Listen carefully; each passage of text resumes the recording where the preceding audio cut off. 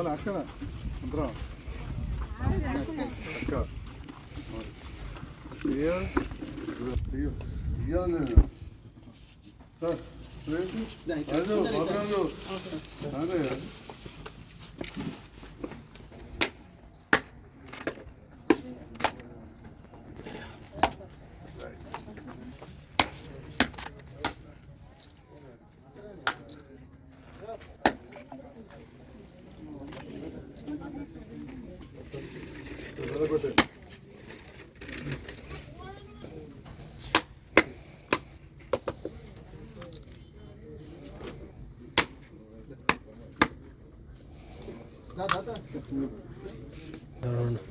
వేరే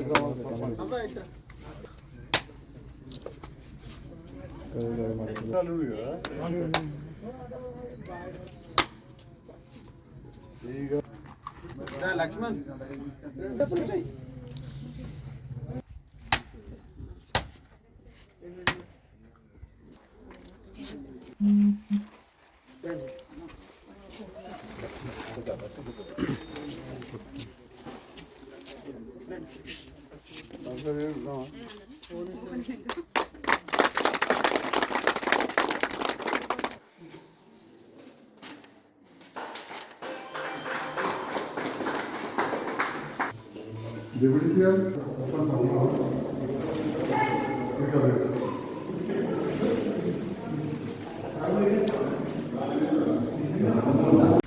సారంగపూర్ మండలంలోని రంగపేట గ్రామ పంచాయతీలో ఉన్నటువంటి ఉడ్డెర కాలనీ గ్రామాన్ని మరి దాంట్లో ఉడ్డెర కాలనీ గ్రామ పంచాయతీ కావాలని చెప్పేసి గ్రామ పంచాయతీ మరి ఏర్పడాలని గ్రామ పంచాయతీ భవనాన్ని నిర్మించాలని చెప్పేసి ఒక కళతో ఇక్కడి ప్రజలు అప్పుడు ఉండే, కానీ ఏనాడు కూడా గత ప్రభుత్వాలు చేయలేదు. కానీ తెలంగాణ రాష్ట్ర ప్రభుత్వం ఏర్పడ్డ తర్వాత మన సంజయ్ కుమార్ సార్ ఎమ్మెల్యే అయిన తర్వాత మరి ఉడ్డెర కాలనీ ప్రజలు మరి స్వపరిపాలన దిశగా వెళ్ళాలి, వాళ్ళల్లో ఉన్నటువంటి ప్రజలను నాయకుడిని చేయాలని చెప్పేసి ఈనాడు ఉడ్డెర కాలనీ గ్రామ పంచాయతీ ఏర్పడడంతో పాటు ఈనాడు గ్రామ పంచాయతీ భవనాన్ని మరి 20 లక్షలతోటి మరి ప్రారంభోత్సవాన్ని చేసినటువంటి మన జైత్యాల శాసనసభ్యులు సంజయ్ అన్న గారికి ఉడ్డెర కాలనీ గ్రామ ప్రజలందరూ కూడా ఎల్లవేళలా రుణపడి ఉండాలి. వారికి ధన్యవాదాలు తెలియజేస్తూ మరి కార్యక్రమంలో పాల్గొన్నటువంటి గౌరవ జడ్పీ సభ్యులు మనోహర్ రెడ్డి గారికి, వైస్ ఎంపీపీ సురేందర్ గారికి, పార్టీ అధ్యక్షులు రాజేందర్ రెడ్డి గారికి, ముఖ్యంగా గ్రామ పంచాయతీ సర్పంచ్ గారికి అందరి పక్షాన శుభాకాంక్షలు తెలియజేస్తూ మరి రంగపేట సర్పంచ్ గారికి, మాజీ సర్పంచ్ గారికి, ఇతర గ్రామాల నుండి చేసిన ప్రజాప్రతినిధులకు, నాయకులకు, అధికారులందరికీ కూడా పేరు పేరున నమస్కారాలు తెలియజేస్తూ మరి గత ప్రభుత్వంలో తెలంగాణ రాష్ట్ర తొలి ముఖ్యమంత్రి కేసీఆర్ గారు మరి గ్రామ పంచాయతీలను ఏర్పరిచి తండాలను కావచ్చు, ఉడ్డెర కాలనీలు ఉన్నటువంటి కాలనీలన్నీ కూడా వారందరూ కూడా సొంతంగా పరిపాలన చేసుకోవాలి, అక్కడికే రేషన్ కార్డు రావాలి, ఒక సెక్రటరీ ఉండాలి, వాళ్ళ పరిపాలన వాళ్లకు జరగాలి, ఏది కావాలన్నా కూడా వేరే గ్రామ పంచాయతీకి పోయి చేసే పనిని ఈనాడు మరి మీ యొక్క గ్రామంలోనే ఉడ్డెర కాలనీలోనే ఏర్పరచుకోవడం అనేది నిజంగా కూడా సంతోషకరమైనటువంటి విషయం. గతంలో మన కేసీఆర్ గారు అనేక కార్యక్రమాలు మరి ప్రజల పక్షపాతిగా నిలిచి ప్రజల కోసం చేసినటువంటి కార్యక్రమాలన్నీ కూడా చాలా విజయవంతంగా పూర్తి చేసుకున్నాం. దాంట్లో భాగంగా మరి ఈనాడు ఇప్పుడున్నటువంటి ప్రభుత్వం కొన్ని ప్రజాపాలన అనే కార్యక్రమం ద్వారా మరి వాళ్ళు కార్యక్రమాన్ని కొనసాగిస్తూ ఉన్నారు. నిజంగా చెప్పాలంటే మన కేసీఆర్ సార్ నిజంగా ప్రజల పక్షాన ఉండి పరిపాలన చేయడం జరిగింది. గౌరవ శాసనసభ్యుల గారి చేతుల మీదుగా కళ్యాణ లక్ష్మి ఎన్నో కళ్యాణ లక్ష్మి చెక్కులు ఇచ్చుకున్నాం, ఇప్పుడు మళ్ళీ సారంగపూర్ మండలంలో కూడా ఇచ్చుకోబోతున్నాం. మరి దానికి తోడుగా మరి కంటిన్యూగా పెళ్ళిళ్ళు జరుగుతూనే ఉంటాయి. మరి వాళ్ళు ఎప్పుడైతే వచ్చిండ్రో అధికారంలోకి అప్పటి నుండి తులం బంగారం ఇవ్వాలి.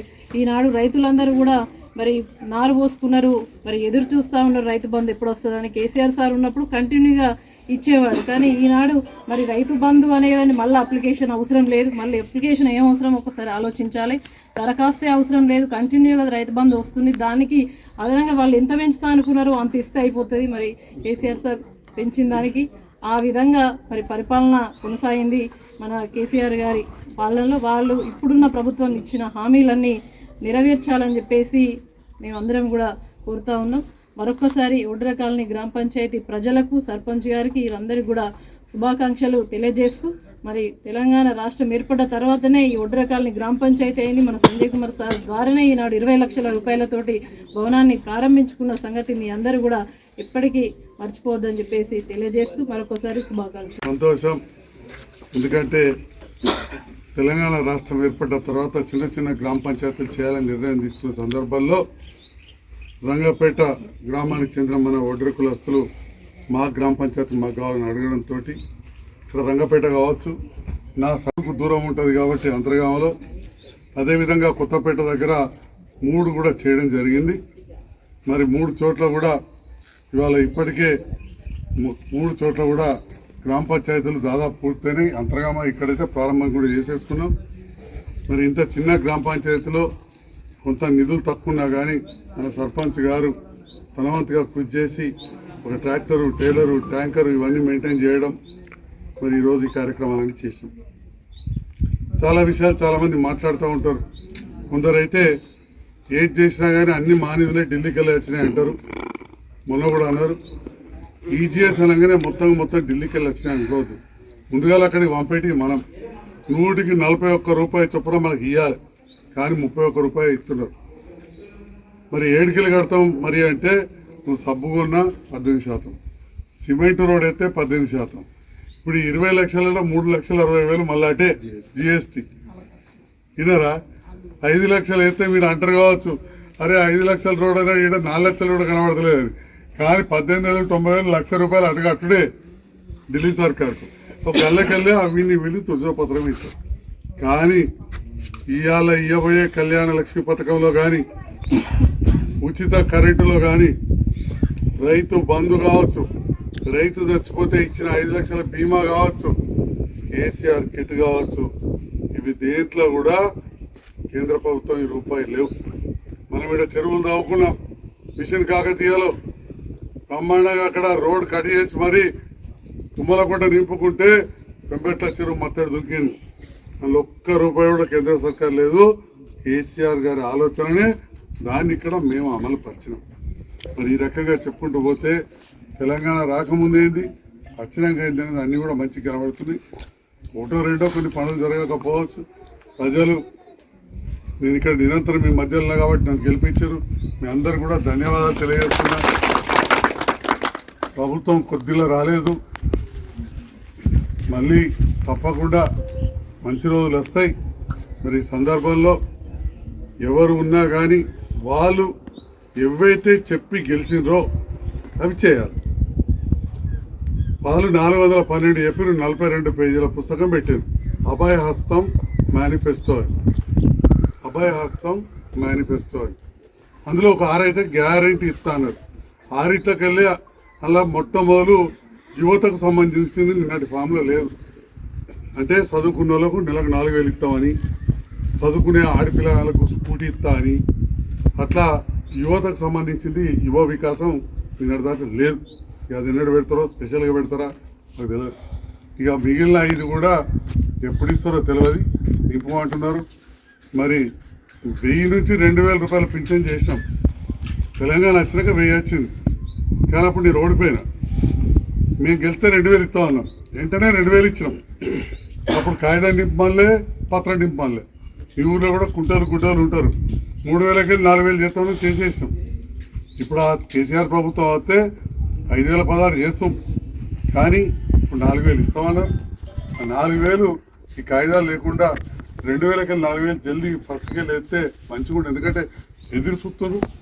ఇక పాత వాళ్ళ కంటే కళ్యాణ లక్ష్మి గదే లక్షిస్తాం. కానీ ఈ 7 తారీఖుకి కొత్త సర్కార్ వచ్చింది కాబట్టి అప్పటికెళ్ళి అయిన వాళ్ళందరికీ, అంతకుముందు ఎన్నడూ కూడా రూపాయి ఇవ్వలేదు. కానీ మరి ఇక బాధ్యత ఇక్కడ ఓట్లు వేయించిన వాళ్ళది.